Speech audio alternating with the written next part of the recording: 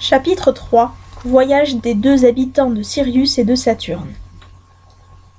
Nos deux philosophes étaient prêts à s'embarquer dans l'atmosphère de Saturne avec une fort jolie provision d'instruments mathématiques, lorsque la maîtresse du Saturnien, qui en eut des nouvelles, vint en larmes faire ses remontrances.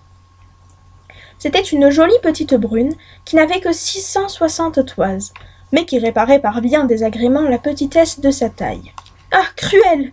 s'écria-t-elle, « après t'avoir résisté 1500 ans, lorsque enfin je commençais à me rendre, quand j'ai à peine passé 100 ans entre tes bras, tu me quittes pour aller voyager avec un géant d'un autre monde.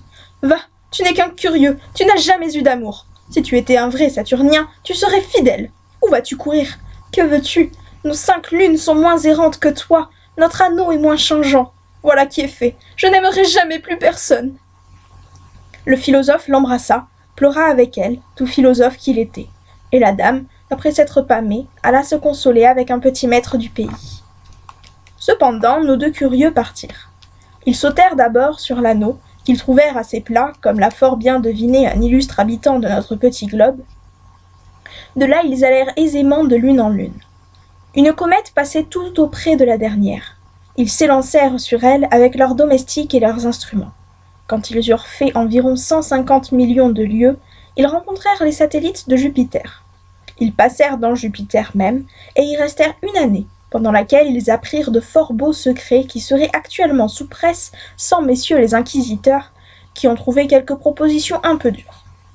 Mais j'en ai lu le manuscrit dans la bibliothèque de l'illustre archevêque qui m'a laissé voir ses livres avec cette générosité et cette bonté qu'on ne saurait assez louer.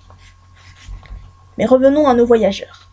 En sortant de Jupiter, ils traversèrent un espace d'environ 100 millions de lieues, et ils côtoyèrent la planète de Mars, qui, comme on sait, est 5 fois plus petite que notre petit globe. Ils virent 2 lunes qui servent à cette planète, et qui ont échappé au regard de nos astronomes. Je sais bien que le père Castel écrira, et même assez plaisamment, contre l'existence de ces 2 lunes, mais je m'en rapporte à ceux qui raisonnent par analogie. Ces bons philosophes-là savent combien il serait difficile que Mars, qui est si loin du Soleil, se passât à moins de 2 lunes.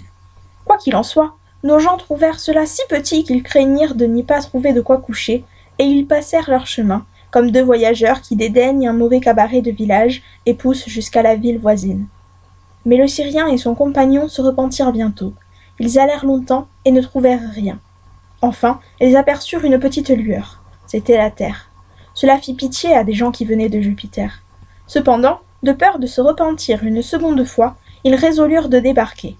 Ils passèrent sur la queue de la comète, et, trouvant une aurore boréale toute prête, ils se mirent dedans, et arrivèrent à terre sur le bord septentrional de la mer Baltique, le 5 juillet 1737, nouveau style.